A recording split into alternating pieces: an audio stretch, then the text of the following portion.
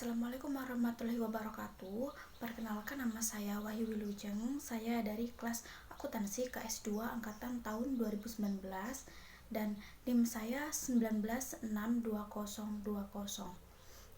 Nah, di sini saya akan memenuhi tugas dari Ibu Dwi Ermayanti tentang kasus COVID-19 yang telah dikaitkan dengan proses pengendalian manajemen, khususnya perencanaan strategis dan penyiapan anggarannya.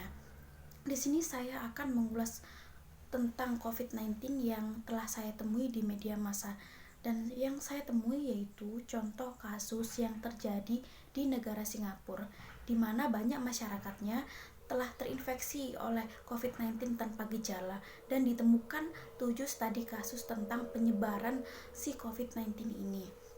Singkat cerita, kalian pasti juga tahu bahwa virus ini mulai muncul di kota Wuhan di negara Cina, di mana penyakit atau virus menular ini telah menyerang manusia tanpa menunjukkan gejala di awal.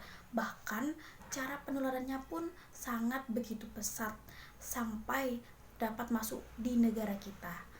Dalam contoh kasus yang saya baca, terdapat peneliti yang meneliti 243 kasus virus pada tanggal 23 Januari dan 16 Maret.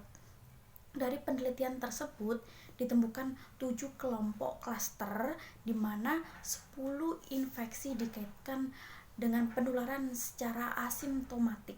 Nah, asimptomatik ini adalah orang yang benar-benar telah positif corona atau COVID-19 tapi mereka tidak merasakan gejala apapun pada tubuhnya.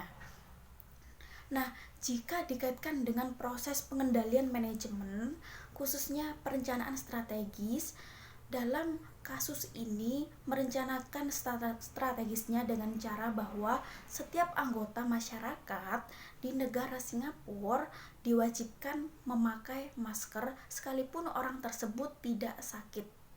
Hal tersebut dilakukan mengingat kasus COVID-19 yang terus bertambah dan dengan mudahnya menyebar di negara tersebut.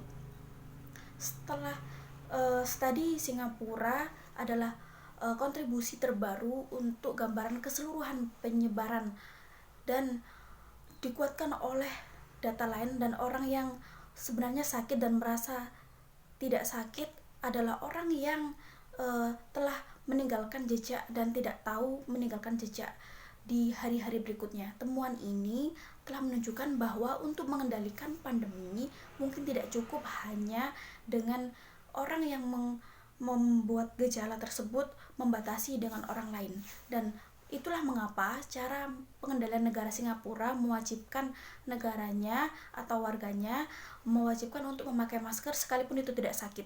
Dan jika kasus ini dikaitkan dengan penyiapan anggaran, maka negara Singapura menyiapkan anggarannya dengan hal kesehatan, seperti dalam rumah sakit yang diberikan dana lebih dari dana-dana yang sebelumnya atau dianggarkan sebelumnya.